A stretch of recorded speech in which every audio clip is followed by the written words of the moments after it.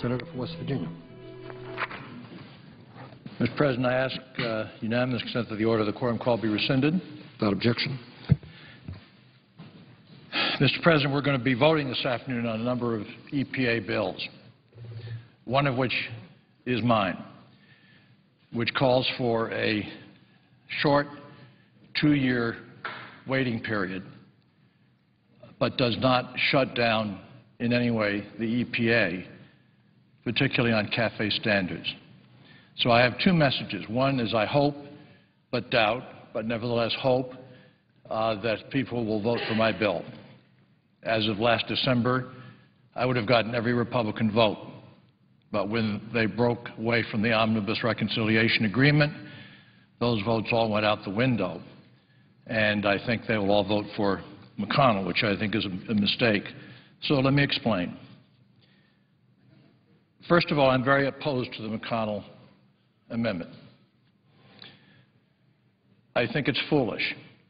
It overreaches. It's briefly satisfying and devastating on a long-term basis. The case in point, it undermines the ability, because it obliterates the EPA to set CAFE standards. Too few people in this body understand that 31% of all carbon emissions come out of the rear end of trucks and cars and other vehicles, and that the right and the power and the science to set CAFE standards is an incredibly important mission of the EPA. Under the McConnell Amendment, that, along with everything else that EPA does, is out the window on a permanent basis. It's goodbye, EPA, forever. That strikes me as not a mature approach to legislation. I understand the frustration. We have that in West Virginia. That EPA doesn't understand necessarily the nuances of economic situations, that there's a more exacting way to present legislation. And so I call for a 2-year timeout period. But I don't abolish EPA. I just say for a period of 2 years they shouldn't do regulations on power stations, manufacturing plants, or oil refineries. That strikes me as not a fatal thing. It strikes me as something that could become law. The most important thing I can say about the McConnell bill, I just pray that this sinks in. It won't, but I pray that it will. There is not one chance in 10 trillion that the McConnell bill will become law. It will not happen. He shuts the EPA down permanently, in all respects, forever. It will never happen. I doubt it'll pass the Senate. It'll certainly not pass at any other level where it counts. So why do they do that? They do that because it doesn't solve a problem. It makes a point, makes people feel good because they're mad. But in fact, it does great destruction to our future. It doesn't solve a problem, and I'm here to solve problems.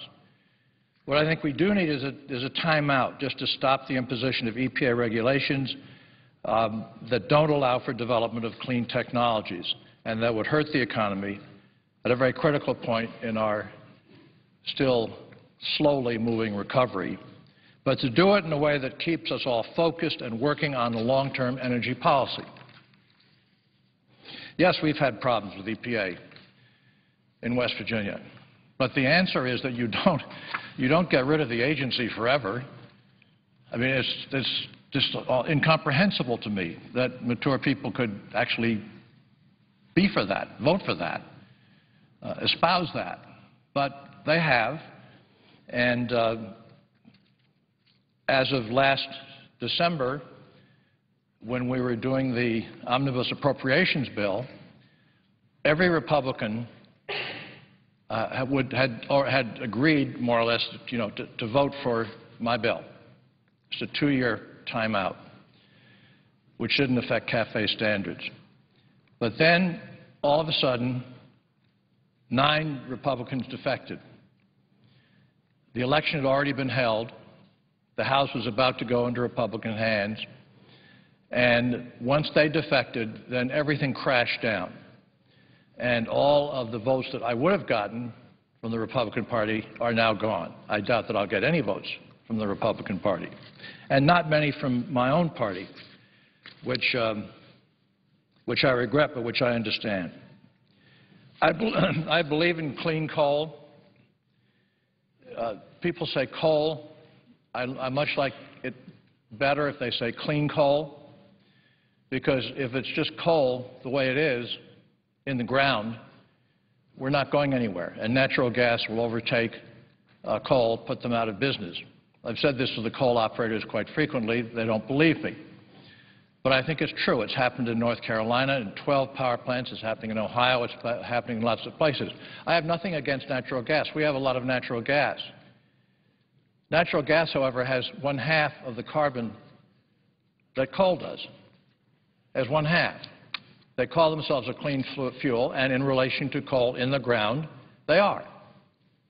But 50% is a long way from what we are already doing in West Virginia, which is taking 90% of the carbon out of coal as it comes out of the ground.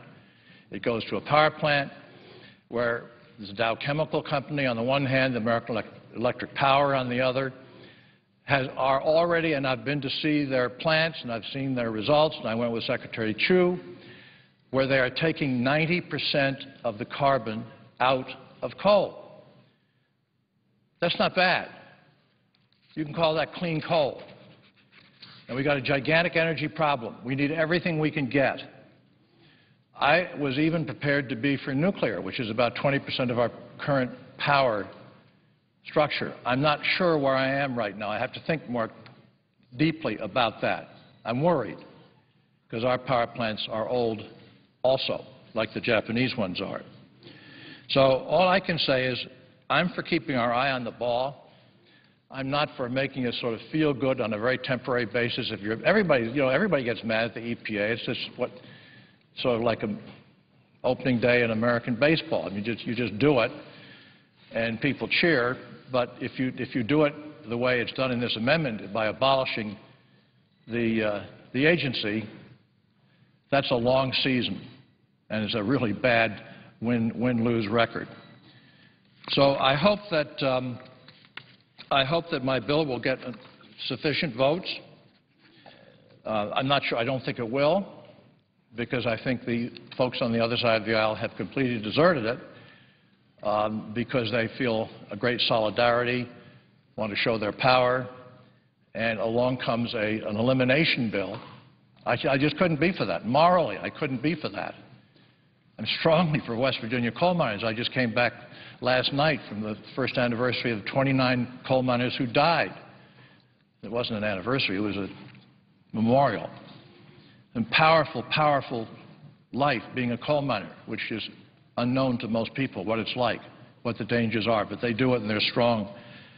But what they produce could be cleaned up. The technology is there. That's what my amendment would do. Give a 2-year timeout to let us work the technology, try to be convincing to Wall Street, and then we could be on our way to have not only natural gas and every single alternative energy that I can possibly think of, perhaps minus ethanol, but that's a different story, and we'd be on our way. In any event, it's a clear choice. Clean coal has to play a role in meeting our energy needs. It's abundant. It can be clean. The technology is there. More is on the way. And so I hope that people will vote for my amendment, and I hope very strongly that they will vote against the McConnell amendment. In the final analysis, I guess if they don't and they vote for the McConnell amendment, they're going to lose anyway because it's never going to get anywhere. It's a guaranteed loser in the legislative process. Mine, I think, could be helpful. I thank the presiding officer and yield the floor.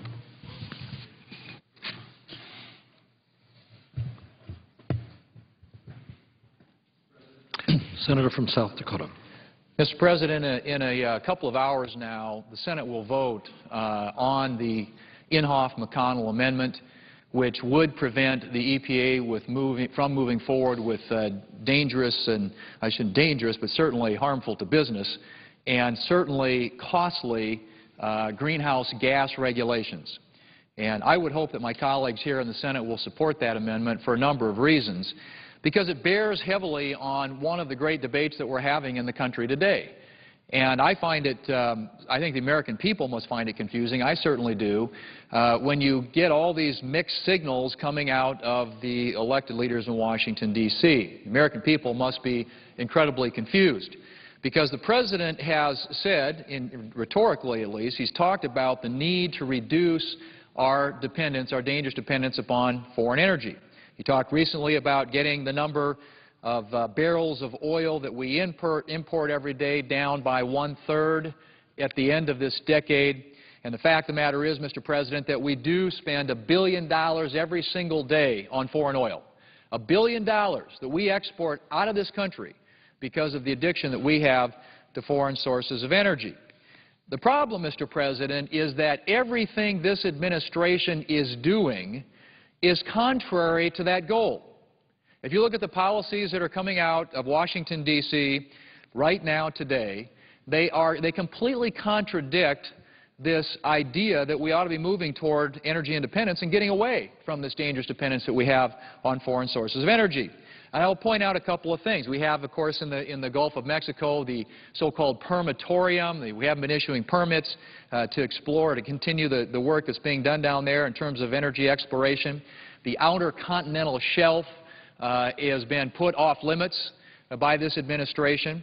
And many federal lands where there are abundant energy resources have also been placed off limits. In fact, there were some areas that had been developed or were going to be permits issued for exploration in some of the states in the West where we know we have abundant energy resources that have now been repealed or pulled back by the administration. Just recently, 77 in the state of Utah, 21 in the state of Montana.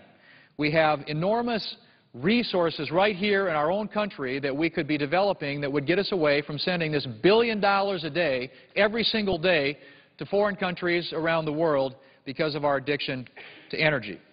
Now, the other thing that was tried here in the Congress last year was a cap-and-trade bill. It passed the House of Representatives. It passed narrowly. It was never voted upon in the United States Senate because there wasn't political support for it here in the United States Senate. That legislation, too, would have dramatically increased the cost of energy in this country, made it more expensive for our small businesses to run their business operations, and imposed dramatically higher electricity and fuel costs on American consumers. That was, I think, a given. I think everybody conceded that that was the case. But because there wasn't political support for it here on Capitol Hill, it ended up not becoming law. Well, what we have now coming out of the EPA is essentially a cap-and-trade bill through the back door. The EPA has decided that they will do by regulation what they could not get done, the administration could not get done through the political process here in the Congress. And the point I want to make about that is that the cap-and-trade bill was widely debated and discussed at the time, would have driven up energy costs for people in this country. This proposal by the EPA would have the exact same impact and effect. And in fact, if you're concerned about economic growth and job creation, which we all should be, Lord knows when you've got almost 9% unemployment and lots of people in this country looking for work, that ought to be our #1 priority. The fact that you would be putting policies in place that would be counter to creating jobs and getting capital deployed out there in our economy, I think probably defies explanation, at least for most Americans. In fact, the American Council for Capital Formation projects that the uncertainty created by the EPA's climate change regulations would increase the risk premium of capital by 30% to 40%. The additional uncertainty is projected to reduce U.S. capital investment by as much as $400 billion per year. So, Mr. President, I would argue that if we are serious about creating jobs, if we're serious about growing the economy, why would we want to sideline hundreds of billions of dollars of capital every single year because of these onerous and costly regulations? And that's a major reason why there is $2 trillion today sitting on the sidelines. talked about a lot, but nobody seems to be really concerned about changing that. And what I hear repeatedly from those who are able to invest and have capital to put to work is they don't like the economic uncertainty coming out of Washington. And in most cases, if not in every case, it is focused on these regulations, on regulatory agencies, and particularly the EPA, who continue to come up with new proposals to drive up the cost of doing business in this country. There was a Charles River Associates study that projected that the EPA's cap-and-trade regulations could increase wholesale electricity costs by 35 to 45% and reduce average worker compensation by $700 per year. Now, what's unfortunate about this whole situation, Mr. President, is that the regulations will drive up energy and gasoline prices the most for middle and low-income families. That's where the impact is going to be most felt. Roger Bezdek, who's the former director of the Bureau of Economic Analysis at the U.S. Department of Commerce, concluded recently that EPA's regulations, and I quote, will impact low-income groups, the elderly, and minorities disproportionately, both because they have lower incomes to begin with, but also because they have to spend proportionally more of their income on energy, and rising energy costs inflict great harm on these groups. And I would go on to point out, Mr. President, that perhaps the greatest burden of increased energy costs resulting from these new greenhouse gas regulations will fall upon the elderly Social Security recipients, who represent 20% of all households in this country and who depend primarily upon fixed incomes. They have limited opportunity to increase their earnings from employment. So they get hit the hardest. I mean, what these regulations are going to do are target and hit the people who can least afford to deal with it. So we have an opportunity here today to do something about that. I think that what we're seeing with the EPA and many of these government agencies is an example of overreach, which is a function, in my view, of bureaucracies that have gotten too big. We all talk about government. There's going to be, I hope at least, a great debate over the next couple of years as we address this issue of spending and debt about the size of government, how much government intervention we ought to have. And I think most Americans have concluded that government has gotten too big and it has grown too fast. And perhaps the greatest example of that are these federal agencies that have this tremendous propensity to want to regulate everything that they can out there, to the detriment of many of our small businesses and those that are trying to create jobs. And as an example of how much our government has grown, the historical average for this country and what we spend on the federal government as a percentage of our total economy, as a percentage of our GDP, is about 20.6%. Well, this year, it's over 25%. So the government continues to expand, continues to grow relative to the economy. The private economy continues, by virtue of comparison, to shrink. And we ought to be looking at what we can do to grow the private economy, what we can do to create jobs, what we can do to create economic growth in this country, as opposed to the things that are being done to expand government. Now, the solution that we have put forward today, the Inhofe-McConnell amendment, Mr. President, is there's been a lot of discussion about it and what it would or wouldn't do, but I want to point out for my colleagues some things that it would not do, because it does get at the heart of this issue, which is preventing the EPA from moving forward with these costly and burdensome regulations. But there are a number of things that it does not do. It does not prohibit states from regulating greenhouse gases and addressing climate change. The amendment expressly allows states to keep existing policies in place and allows states to regulate greenhouse gas emissions as they see fit. The bill also makes clear that any changes states have adopted in their state implementation programs and Title V operating permit programs pertaining to greenhouse gases are not federally enforceable. The McConnell amendment does not overturn the agreement between the White House, California, the automakers, the EPA, and the Department of Transportation on greenhouse gas emissions from cars. A lot's been made out of that issue. That is something that the McConnell amendment does not do. In fact, the amendment expressly preserves the auto agreement and the most recently enacted fuel efficiency standards. In 2017 and beyond, the amendment ensures that any future national auto regulations concerning greenhouse gases will be decided by Congress, which frankly is, Mr. President, where it should be decided, which is why this overreach, I think, is such an example of big government gone bad. The McConnell amendment does not overturn clean air and public health protections under the Clean Air Act. The amendment maintains all of the Clean Air Act's provisions to protect the public from harmful pollution. Thousands of Clean Air Act regulations would remain untouched by this amendment, so certainly this amendment does not, as has been suggested, gut the Clean Air Act. In fact, it's the contrary. The amendment does, however, clarify that Congress never gave the EPA the authority under the Clean Air Act to regulate greenhouse gases for climate change purposes. That responsibility, as I said before, lies and should lie with the Congress. And finally, Mr. President, the McConnell Amendment does not stop the U.S. government from taking any action to address climate change. The amendment puts Congress in charge of U.S. climate and energy policy. Also, the bill expressly preserves federal research development and demonstration programs addressing climate change.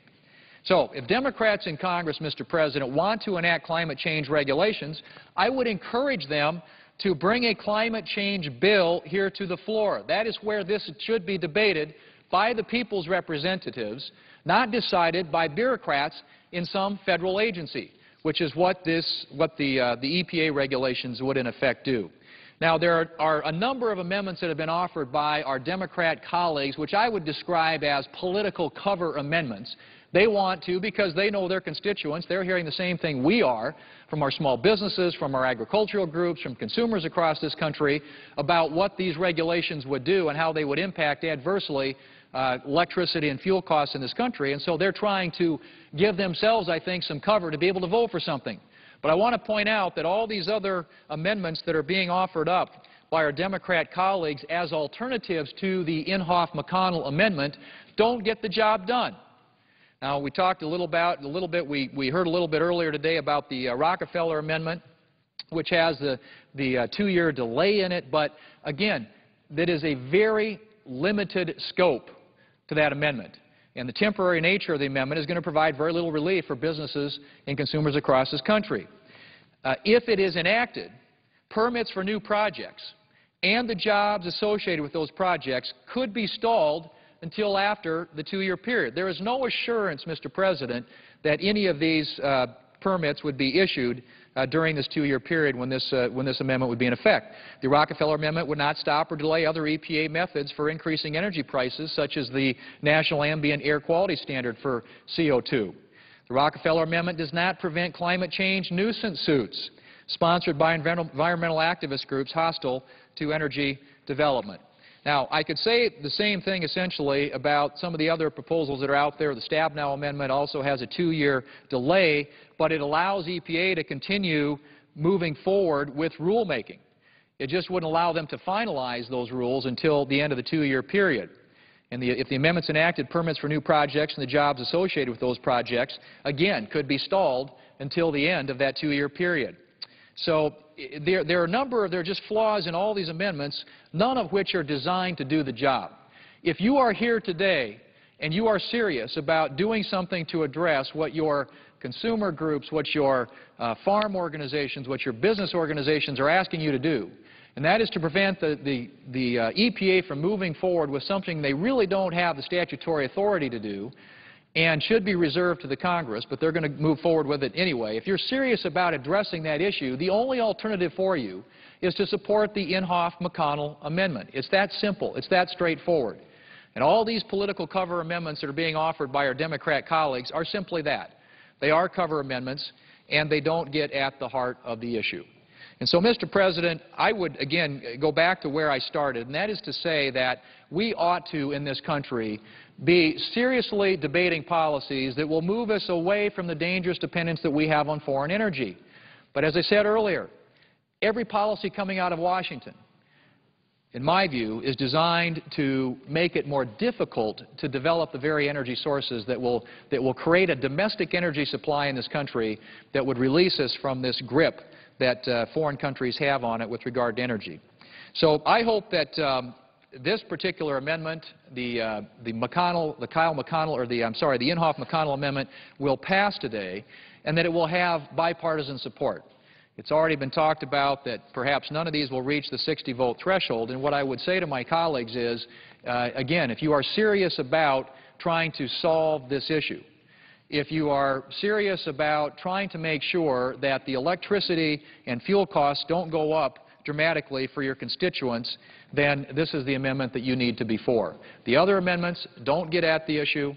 They are political cover amendments, and I think it's pretty straightforward when you look at the number of groups have come out opposed to those amendments and in favor of the Inhofe-McConnell amendment. And I will just mention briefly again the American Farm Bureau, the Chamber of Commerce. You look at all the small business organizations that are out in support of the Inhofe-McConnell amendment and opposed to the amendments that are offered up by our colleagues. And I want to read just a quote from one of those letters. Congress, not the EPA, should be guiding America's energy policy.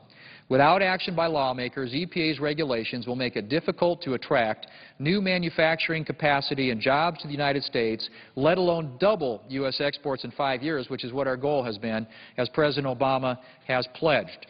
And this letter is signed by a number of organizations, including the National Association of Manufacturers, the National Association of Wholesaler Distributors, the National Federation of Independent Business, the U.S. Chamber of Commerce, and as I said before, I've got other letters here and from the major farm organizations, including the American Farm Bureau, in support of the Inhofe-McConnell amendment and opposing the other political cover amendments that are being offered by our Democrat colleagues. Mr. President, let's get this done right. Let's send a message to the EPA and to the administration that this is the job for the Congress to deal with. This is something the people's representatives should be dealing with, not unelected bureaucrats in federal agencies who clearly have an agenda, but an agenda that is completely contrary to capital formation, to competitiveness, to job creation, and to economic growth. That is what this Congress should be focused on, and that's why a vote in support of the Inhofe-McConnell amendment is so important. Mr. President, I yield the floor.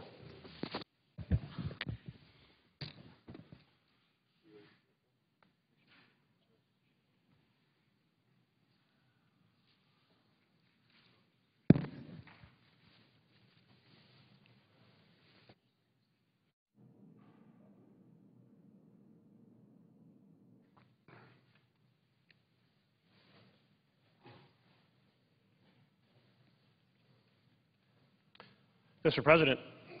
Senator from Oregon. Mr. President, we've heard a lot of rhetoric on the floor of this chamber today defending why air pollution is just fine, explaining why dismantling air pollution regulations is really in the interest of our economy and of our families. Indeed, my colleague from South Dakota has listed it's like a little shop of horrors, that the status quo creates economic uncertainty, that the air pollution regulations increase the risk rate of capital, that they destroy jobs, that they even hurt the elderly, that they are an abuse of power unauthorized by Congress. I'm wondering what else is left on the list of reasons to defend the dismantling of air pollution regulations that protect American people, that are popular in the eyes of American citizens because they want to live in a world where they can enjoy breathing the air throughout our nation. Let's start by recognizing that the truth about the McConnell Amendment is it increases our dependence on foreign oil. We've heard something about it driving the cost of oil up. Is that right? Well, no, it's not. Repealing the endangerment finding and taking away EPA's part of the regulation of mileage standards is estimated to increase our consumption of oil by 455 million barrels. 455 million barrels. Now, gas prices are about $3.50 a gallon right now.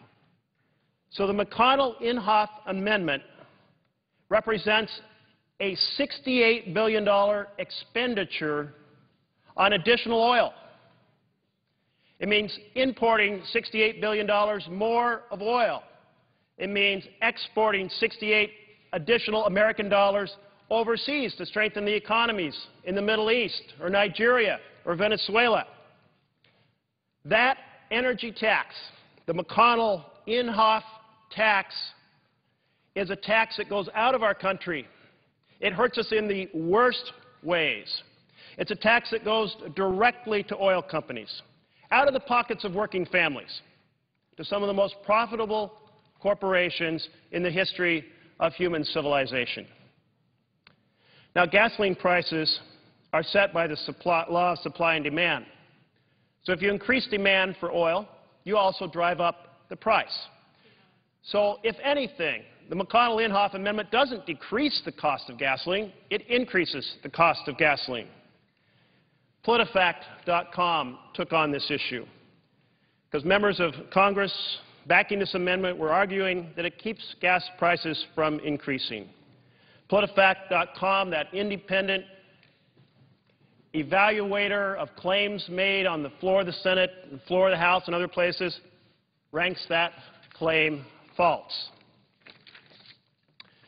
Now, I can tell you that it's in our interest as a nation to decrease our dependence on oil, not to increase it. We need to decrease that dependence because that's important for our national security. We need to decrease that dependence because many of the dollars we send overseas end up in the hands of those who do not share our national interests. We need to decrease our dependence on foreign oil because when those dollars leave our economy, they leave our families' finances. They do not end up in the retail stores. They do not circulate here in America. Indeed, our purchases of foreign oil account for about 50% of our foreign trade shortfall. So at a time when both parties should be working together to put America's interests first on energy, the McConnell-Inhofe Amendment increases our addiction to oil, increases our addiction to foreign oil, creates a supply impulse that raises the price of oil, and is in that context completely misguided. But perhaps the real issue here is public health. This McConnell attack on the Clean Air Act asks Congress to vote in lockstep against the scientific judgment of EPA scientists and to tell the agency charged with protecting public health and the health of our children to ignore dangerous carbon pollution. Now, in 2010 alone, the Clean Air Act prevented 1.7 million asthma attacks, 130,000 heart attacks, 86,000 emergency room visits. Because clean air isn't just pleasant. It is, in fact, healthy. And it is great for the American quality of life to be healthy. And you know, it's amazing progress. It's progress made over the last 20 years under the Bipartisan Clean Air Act of 1990. And this amendment would instead yield to those short-term impulses that it's come up on all sorts of aspects of the Clean Air Act. Each time that the agency has moved to say this is a concern, there are those who say, no, no, in the short term, that might cost me to adjust. I might have to do things slightly differently. But then 10 years later, everyone looks back and goes, you know, it's a good thing that we thought about mercury in the air. It's a good thing that we took on lead in the air, and so on and so forth. So taking a longer-term view, we need to stay together and resist these short-term impulses to take and dismantle the Clean Air Act.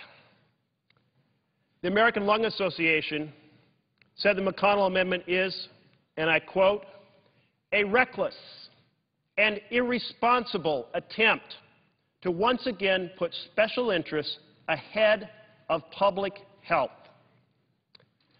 The American Lung Association, the American Public Health Association, the Asthma and Allergy Foundation of America have urged that we resist the temptation to dismantle the Clean Air Act with the McConnell-Inhofe Amendment.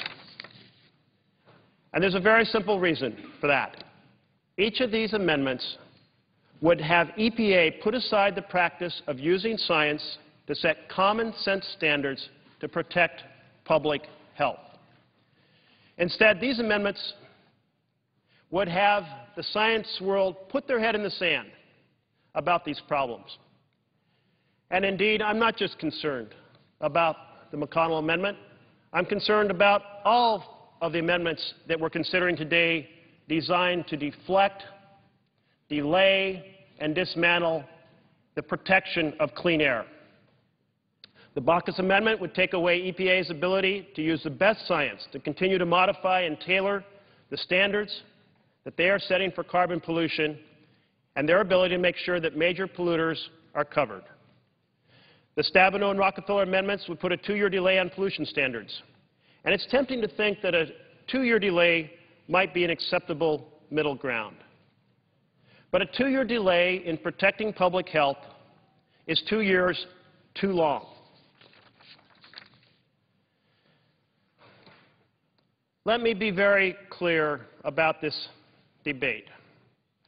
The McConnell Amendment and associated other amendments that we'll consider are wrong because we should not increase our reliance for energy on the most unstable regions of the world. We should not ship American dollars overseas for energy. We should not tolerate more pollution in our air and water.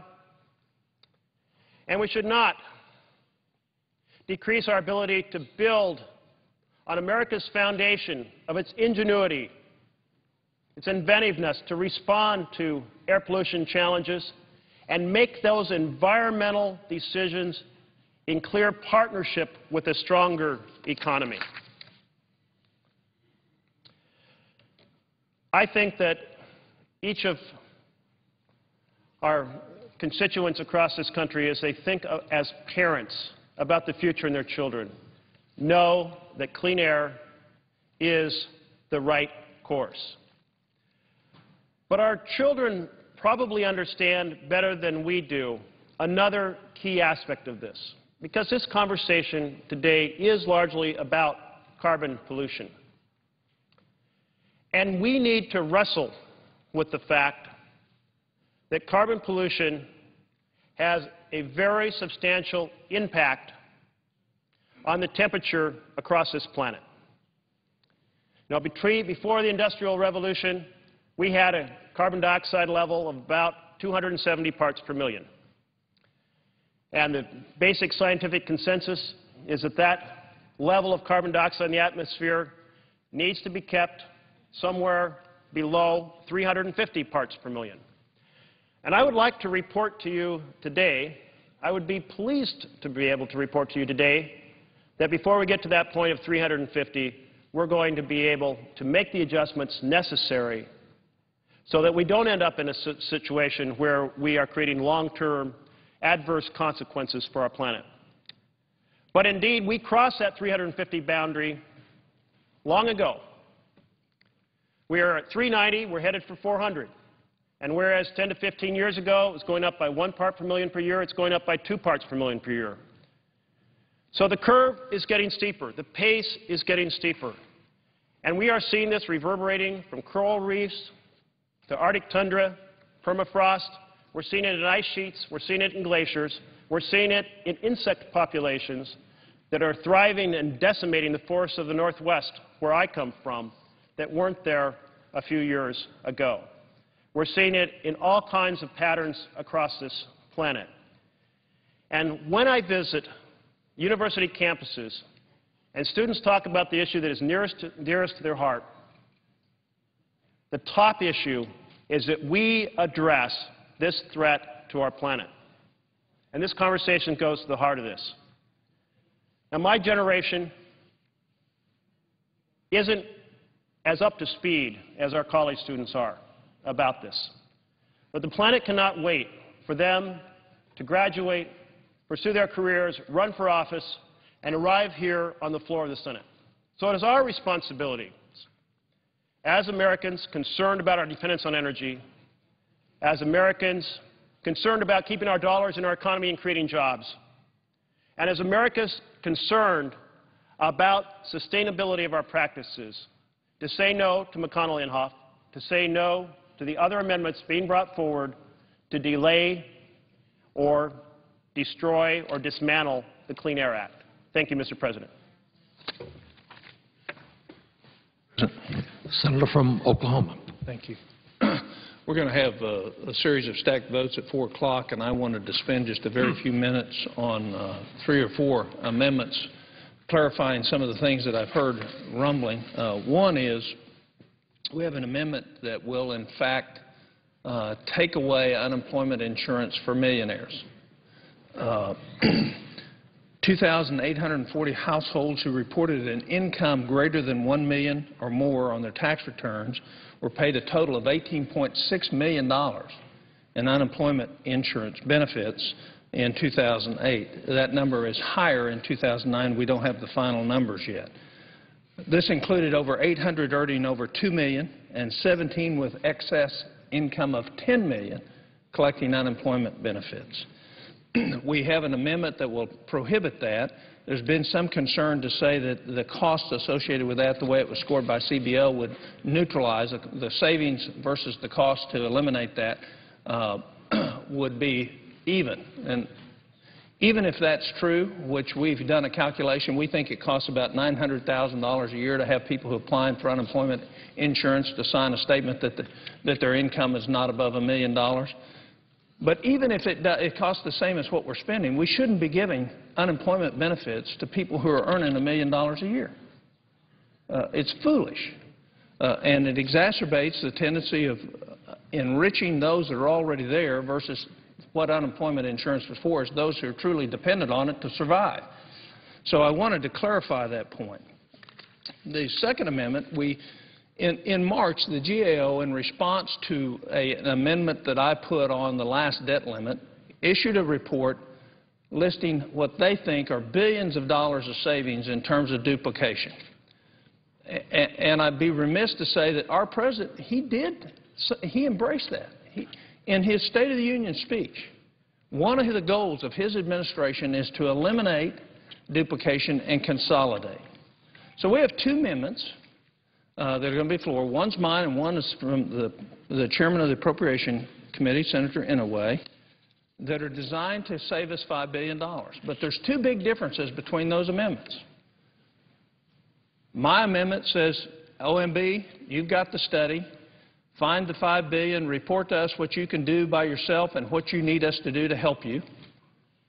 His amendment waits 6 months from the time we pass the bill, 5 months to study to come back, and then for us to do it, which means we won't have any savings at all until we're well into the fiscal year 2013. And every year we waste $5 billion on something we shouldn't waste is a year that we're borrowing $2 billion of it just to pay the bill. So I understand it's a cover vote. What it means is we'll never get the $5 billion in savings, whereas my amendment will get us $5 billion worth of savings this year. The way we get rid of a $1.6 trillion deficit is $1 billion or $2 billion or $5 billion at a time.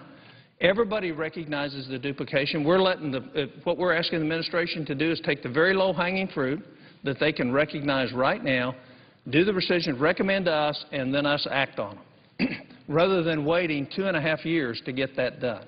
So it's very straightforward. We know that there is significant duplication in the federal government, and let me just give you some of the findings of the GAO report. And remember, this isn't Tom Coburn's report. This is a GAO report, and they only look at 1/3 of the federal government, the first third. They've got 2 more reports to come to us with the second third, and then yearly. Then we'll get this report yearly on the problems of duplication in the federal government. We have 47 job training programs across 9 different agencies that we spend $18 billion. Not one of them has a metric on it to see it's effective. We're doing a study right now in the Permanent Subcommittee on Investigations on where are the reports, what are the people saying who've been through there, where is it helpful, where is it not, because in our legislation when we passed these job training programs, we didn't ask for metrics to see if they were effective. So there's one area where we could consolidate maybe 1 or 2. Only 3 of those have charges that are totally separate from the others. The rest of them overlap one another. There's 5 departments and 8 agencies, over 2 dozen presidential nominees are overseeing bioterrorism. We know we can consolidate that. We'll actually be much better when we do in terms of our efficiency and our communication between agencies. That's $6.48 billion a year. We have 20 agencies, 56 programs dedicated to financial literacy, and we don't even know what they cost. The GAO couldn't determine what they cost. 56 different programs on financial literacy, and we're teaching the people that have a $1.6 trillion deficit, we're teaching Americans financial literacy. And if we should teach them that, which is not a bad goal, why do we need 56 programs to do that? We have 80 economic development programs across 4 different agencies. We're spending $6.5 billion. Just consolidating administrative costs across those could save us $100, $200, $300 million. We have 15 agencies for more than 30 food-related laws. We divide. Even the President mentioned about salmon. If they're in salt water, they got one agency. If they're in fresh water, they got another agency. Well, that's foolish. Why duplicate the work of one agency with another? 18 nutrition programs, very important to our kids and those that are dependent on it, $62.5 billion. Do we need 18 programs to do that? Could we do it with 10, 8, 2, 3? The questions haven't been asked, but asking the OMB to look at the low-hanging fruit and to take the $5 billion out and work with Congress to get it done in the next appropriation cycle. 20 homeless programs, 7 agencies, $2.9 billion. 82 teacher quality programs, 16 agencies, and $4 billion. Why would we have 82 teacher training programs? It just shows you the magnitude of the problem that we have in terms of getting our budget under control, not managing things effectively, not doing the oversight that we should do.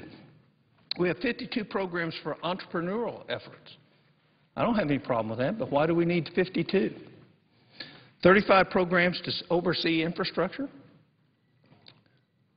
Overseeing infrastructure is important, but why do we need that many programs?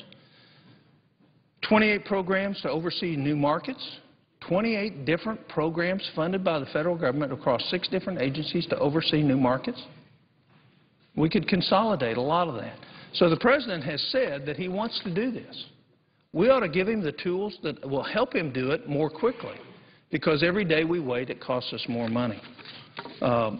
Finally, we will have a vote ultimately on the ethanol blenders credit, and I've been remiss to not give the #1 leader on that, who has a bill of her own, Senator Feinstein, credit, because she really has led on this for a long time. Her bill is slightly different than the one we're going to offer, but she really has led on that issue. She understands the importance of it, both the environmental impact of burning ethanol when we're actually burning more fuel and actually putting out more CO2 than what we would if we were burning pure gasoline because of the inefficiency of ethanol. So I wanted to recognize her, and then when we come to a vote on the ethanol blenders credit, I'll ask her to speak on that if she would. Finally, I would say in regards to that issue, for people who don't understand, we're going to spend $5 billion this year paying the major oil companies 45 cents a gallon to blend ethanol into the gasoline. There is a federal law that requires a mandate. It's called the Renewable Fuels Mandate that says last year was 12.5 billion gallons. This year it's 13.2. It's over 22 billion 5 years from now, gallons that have to be blended. We have a letter from the people who received this tax credit, who are going to receive this $5 billion, that say they don't want the $5 billion. They don't need the $5 billion. And yet we're going to have some resistance around here of not stopping a payment for something that's already mandated by law to those who receive it who don't want it and have put it in a letter saying they don't want it. It's already in the record. Why would we continue to spend $5 billion of our kids' money on something they don't want, isn't going to change the outcome, and we won't have to borrow 40% of it to make the payment? To me, it's beyond me that we would not do that, and it's my hope that we will be successful in overturning that. With that, I yield the floor and note the absence of quorum. Clerk will call the roll. Mr. Akaka. Mr. President, Senator from Colorado. before the senator from Oklahoma leaves the floor, I wanted to rise and I'd ask unanimous consent the quorum call be vitiated. Without objection. Thank you, Mr. President. Before the senator from Oklahoma left the floor, I just wanted to rise and join him in supporting the common sense amendment that he just outlined. The Coburn-Udall amendment would fix what I think not most, but I think every single American, Senator Coburn, would be shocked to discover, which is that millionaires and billionaires have been drawing unemployment benefits. Now, unemployment insurance is a critical temporary safety net for Americans who need help to get by when they fall on tough times, but providing unemployment insurance for millionaires, much less billionaires who do not need it for their basic necessities, is fiscally irresponsible, to put it mildly, and frankly, it doesn't make much sense. I think, Senator Coburn, you put it better. You said it's foolish. And we all recall that for months last year, we struggled to find ways to put unemployment benefits in the hands of Americans who were really struggling in the face of this tough economic downturn. And it was controversial. We worked hard in the Senate, and it was drawn out because unemployment benefits are expensive. But I support extending those benefits for out-of-work Americans because they help, and we found a way ultimately to pay for them. But little did we know that in taking care of these good Americans that it was made even harder because literally, and this number astonishes me, literally thousands of millionaires and billionaires were abusing the system. They were drawing extra payments for themselves, and it just increased the price tag for all of the rest of us. So in the end, we're talking about values here. We're talking about hard work and playing by the rules. That's how most Americans operate. But there are a few folks always looking to game the system, and I can't believe that some of the most well-off among us have been asking for a government paycheck while out-of-work Americans day in and day out look for jobs. They want to provide for themselves. They want to do it in an honest way. And they don't want to draw those unemployment benefits. That's the decision and the action of last resort. So we've had 13 straight months of private sector growth. We've added about almost 2 million jobs. Our economy is still fragile, and too many Coloradans, too many Americans are looking for work. Families in my state, I know in neighboring state Oklahoma, are working to balance their budgets, find a way to set aside a little money for college, take care of their kids, but then asking them to pay for unemployment insurance for millionaires is just, it's unbelievable. So I'm truly honored to work with my colleague from Oklahoma. This would save $100 million. As the senator said, every day we wait, we waste money. Every day we don't take an opportunity to save money, we're doing a disservice to the taxpayers.